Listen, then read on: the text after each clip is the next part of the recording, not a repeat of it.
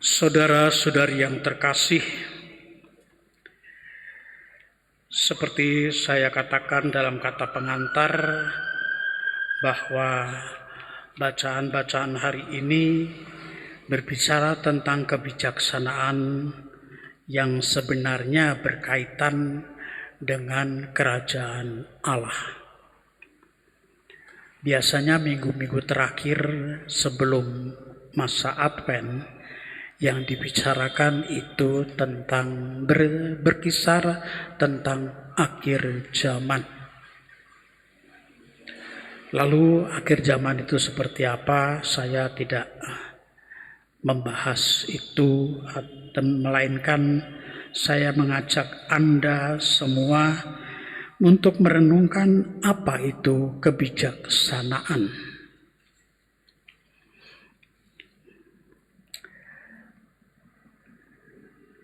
Ada pepatah mengatakan, manusia merencanakan, Tuhan yang memutuskan.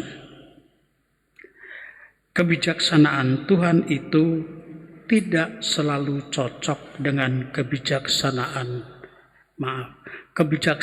Tuhan itu tidak selalu cocok dengan kebijaksanaan manusia. Itu saya yakin Anda pernah mendengar pepatah ini. Lalu pertanyaannya, apakah kebijaksanaan itu? Saya membuka dari kamus. Kebijaksanaan itu adalah pemahaman yang mendalam tentang orang, benda, fenomena, peristiwa, dan pemahaman itu menghasilkan kemampuan seseorang menerapkan penilaian sesuai dengan pengertian tersebut. Susah ya? Ya nggak apa-apa lah, susah. Singkatnya, kebijaksanaan itu sebenarnya kepandaian atau kecerdasan. Jadi di dalam perumpamaan tadi ada kebijaksanaan dan dipertentangkan dengan bodoh.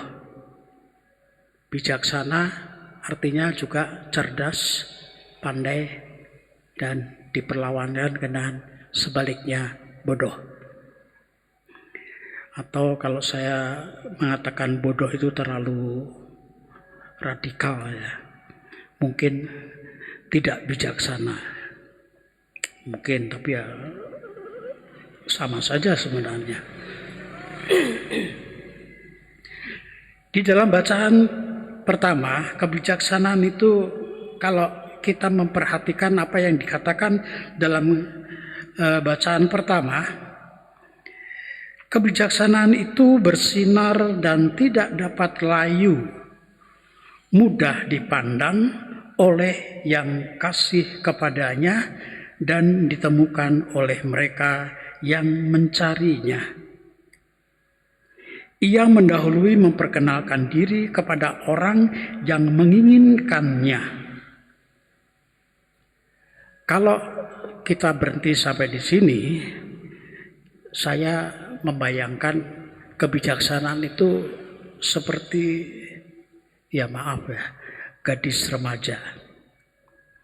Gadis remaja itu biasanya menarik, menggembirakan orang yang bertemu dengan dia.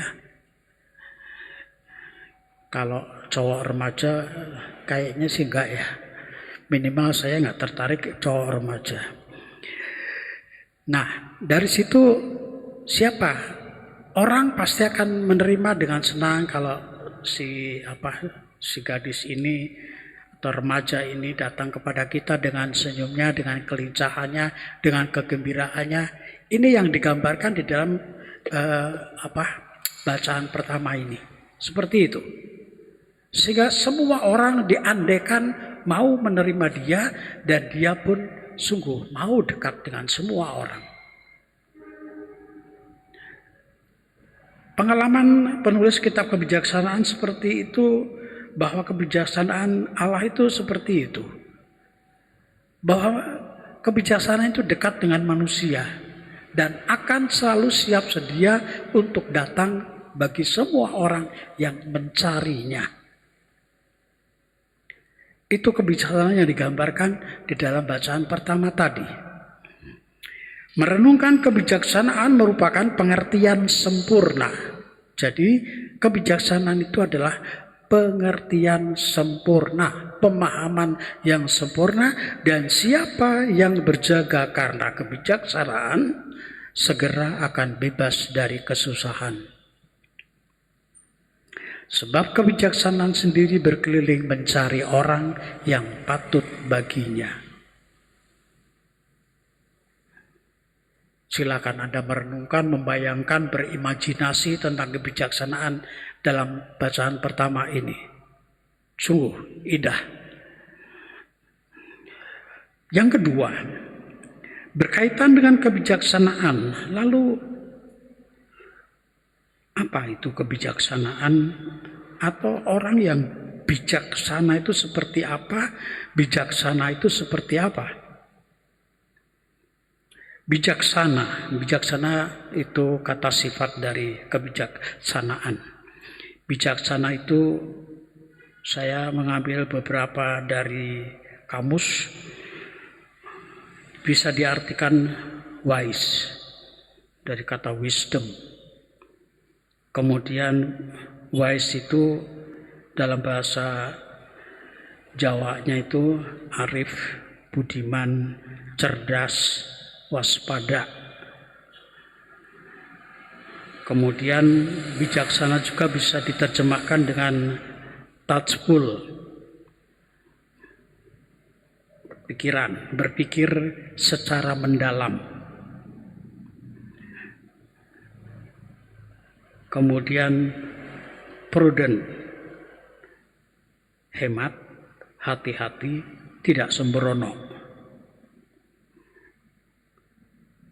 Bijaksana itu juga diterjemahkan dalam bahasa sononya itu sensible.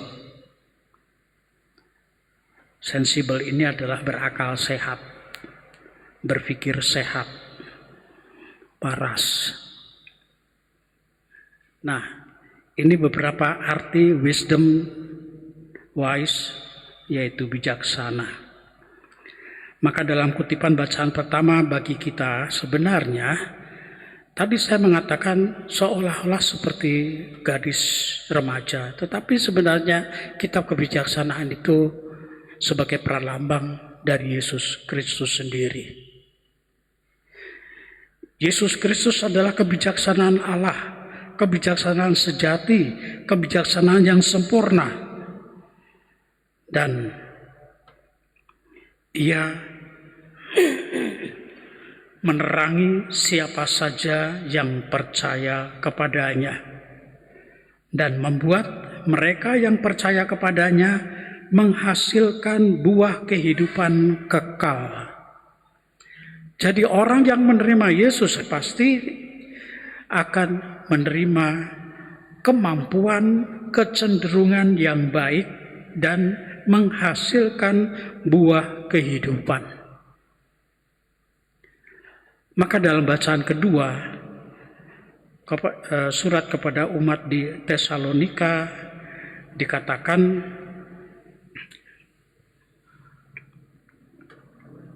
ini berkaitan dengan kehidupan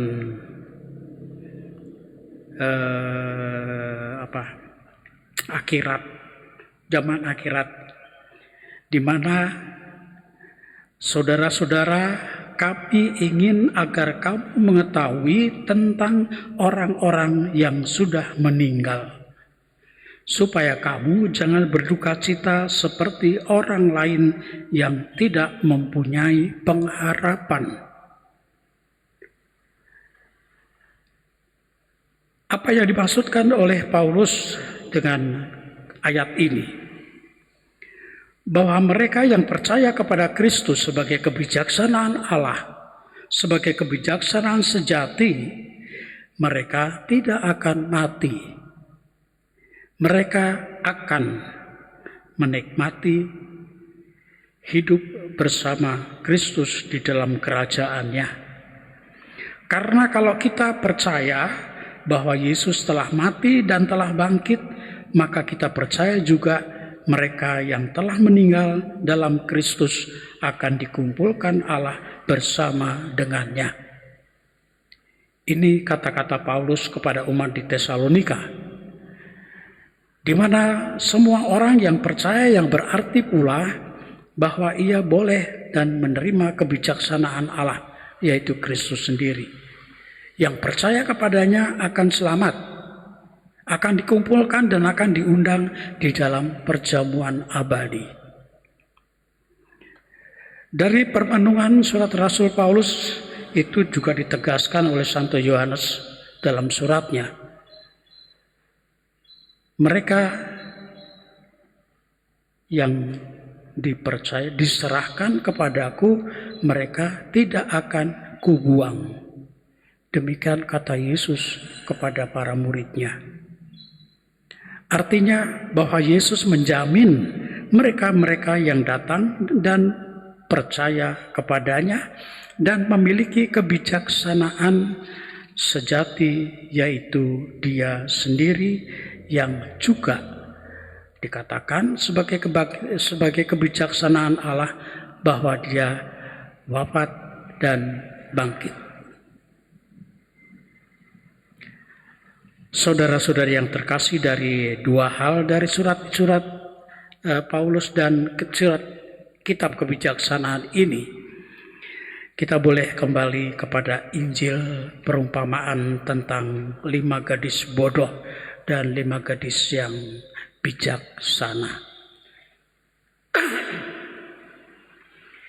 5 gadis bodoh dan bijaksana, di mana apa yang disebut dengan kata bijaksana yang ditawarkan oleh Injil hari ini adalah kita diundang untuk masuk di dalam perjamuan pesta pernikahan. Dalam adat tradisi orang Yahudi pada waktu itu, Israel pada waktu itu, pengantin itu dijemput oleh pengantin pria itu biasanya dijemput oleh para apa itu namanya disebutnya